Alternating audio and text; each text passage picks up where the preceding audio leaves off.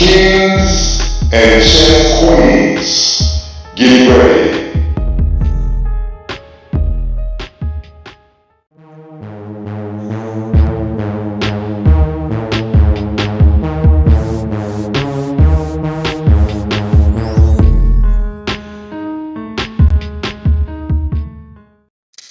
Welcome to the Chess Challenge.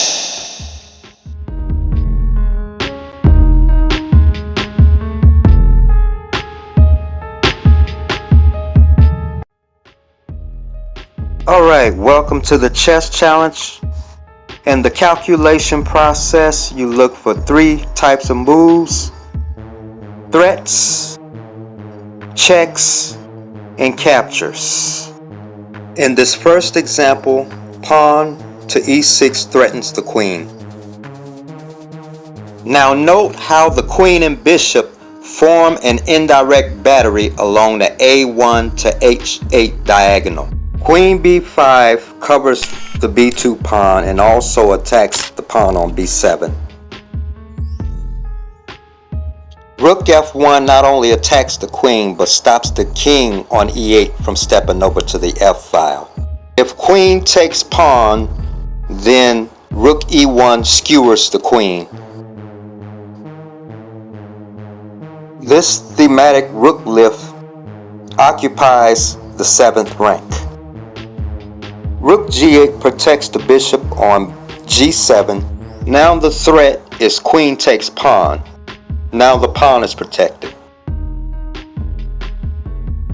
Knight f5 threatens to go to d6, where it would fork the queen and the rook on f7. Question: is knight d6 a serious threat or a pseudo threat?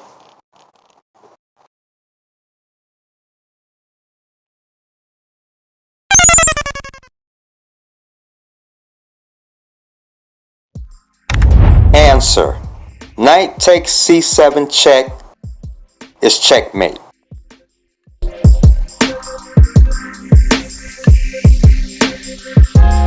One of the various reasons players lose games is that they move too quickly.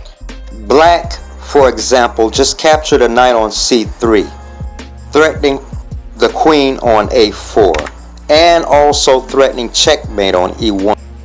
Always remember, during the calculation process, before making a move, consider the number of ways your opponent can put up resistance.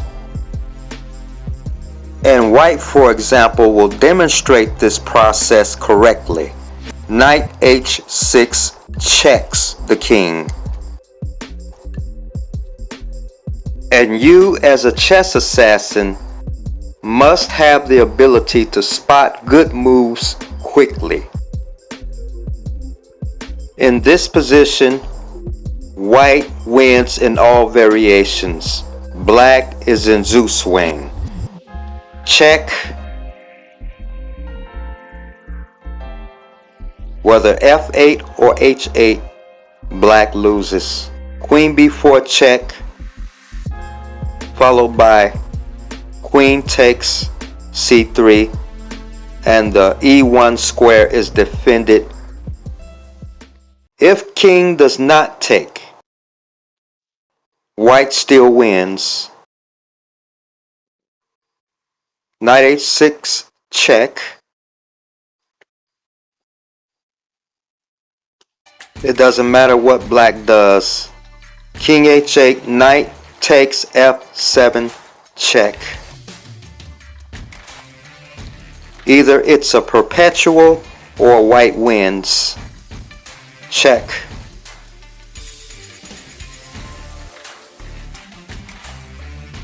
Check.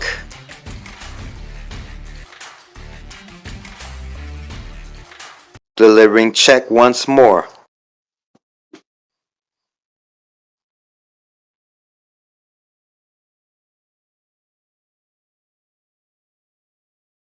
Should the pawn capture the knight, white wins. Queen g4 check, followed by queen to g7 checkmate.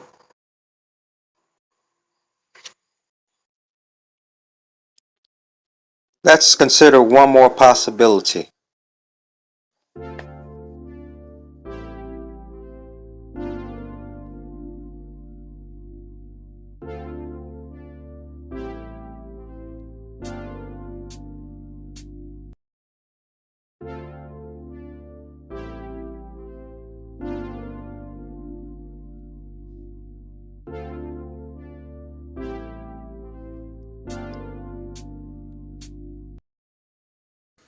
And in this position, either rook to f7 is checkmate or queen to f4 is checkmate. And now let's begin the chess challenge.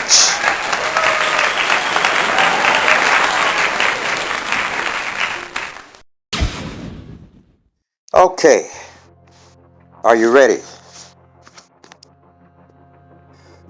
Going back to the starting position. e4, c5, knight f3, e6, d4, cd, knight takes d4, knight c6. Now get your pen or pencil ready and a pad. You're about to play for points. And make sure that the position you see on the screen is set up on your chessboard. Pause the video if you need time to set up the position on your board. I'll give you a few seconds.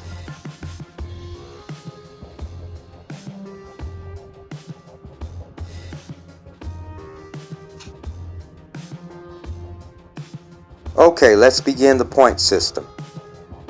First test question. Out of the following move candidates for White's fifth move, which move is the most accurate to play? To stay in the Taimanov variation of the Sicilian, again, for White's fifth move, which move candidate is the most accurate to stay within the Taimanov of the Sicilian? And here are your three choices. Should you play 1, pawn to c4, or 2, knight to c3, or should you play knight b5?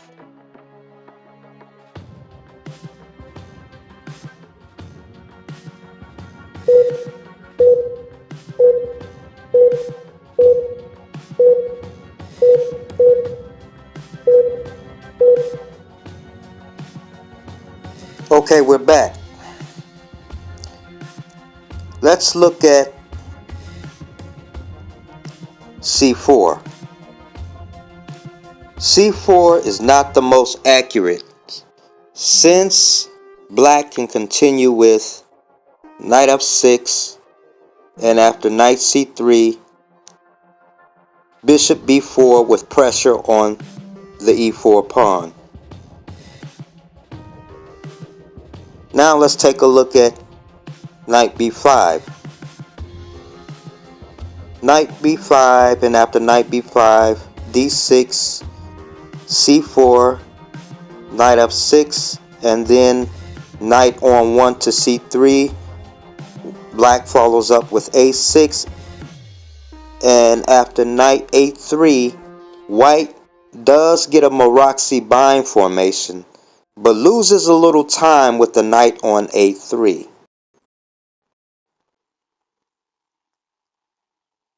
If your answer was knight c3, give yourself 5 points. Knight c3 shows a player's preference for main lines. Alright, next test question. And this second test question pertains to black's fifth move. Again, this test question pertains to black's fifth move. Question. Out of the three following move candidates, which move in this line is considered to be the modern move for black? Again, the modern move. And is also an improvement for black. Now here are your three choice candidates for black's fifth move. Is it knight f6? Is it a6? Or is it queen c7?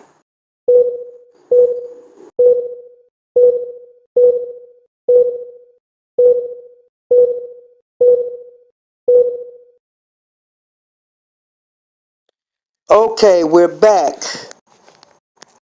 First, let's take a look at knight f6.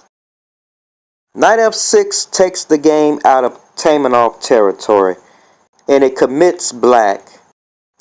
And after knight on d to b5, leading to the 4-knight Sicilian, after bishop to b4, or after knight on d to b5, and if black plays d6, then this leads to the Sveshnikov Sicilian after bishop f4, pawn to e5, and bishop to g5. No points if you chose knight f6.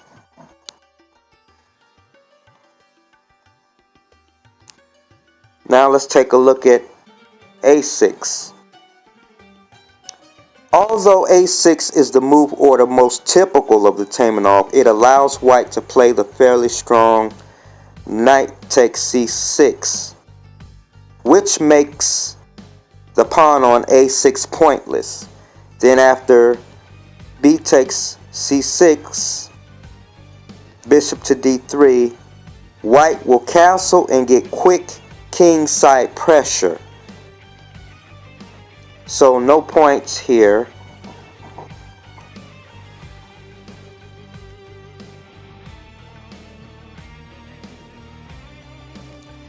And if you chose queen c7, then give yourself 5 points. This is the modern move. The modern move order. In this particular line, white is going to fianchetto the bishop to g2, castle, and then push the kingside pawns. On the other hand, black will push the queenside pawns and attack on the queen side. So one example line, and now a6, bishop g2, knight f6, castle, bishop e7, rook e1, black castles, knight takes c6, d takes c6, and now e5. After rook to d8, queen f3, and knight d5. Knight is well posted on the d5 square. h4. White begins the pawn assault on the king's side. b5, bishop g5, dark square bishops are traded off. Rook on a to d1, knight d5, g4, continuing the pawn assault, b4, knight takes d5, c takes d5, and now g5. Pawns are traded, and queen takes c2.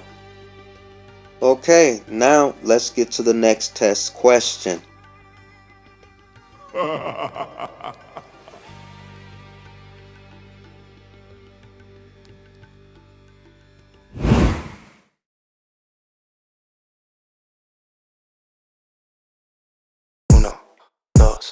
Uno, dos, tres. Pose. Pretty.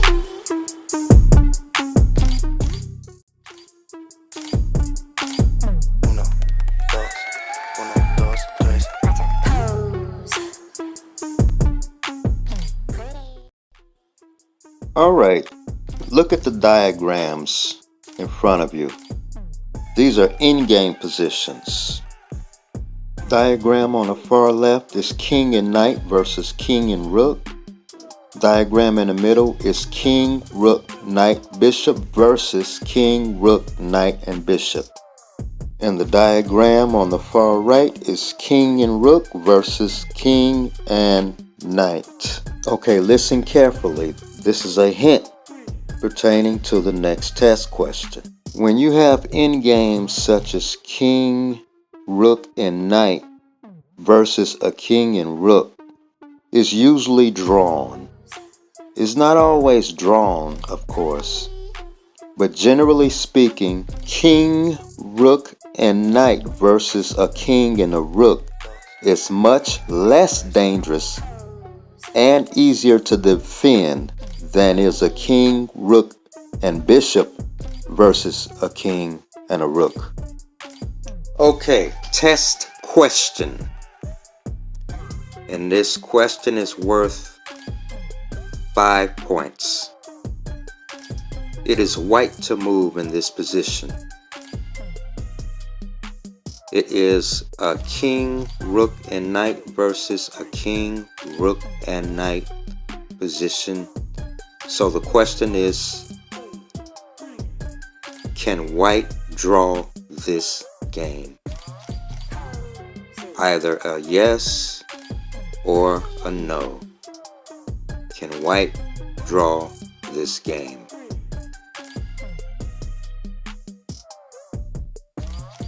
And the other half of that question is,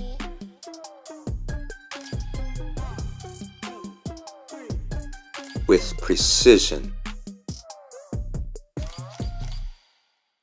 how does white draw the game? Or in other words, what move should white make in order to draw this game? For the first part of the question, the answer is yes. Give yourself 5 points. And for the second part of that question, the answer is rook takes a7.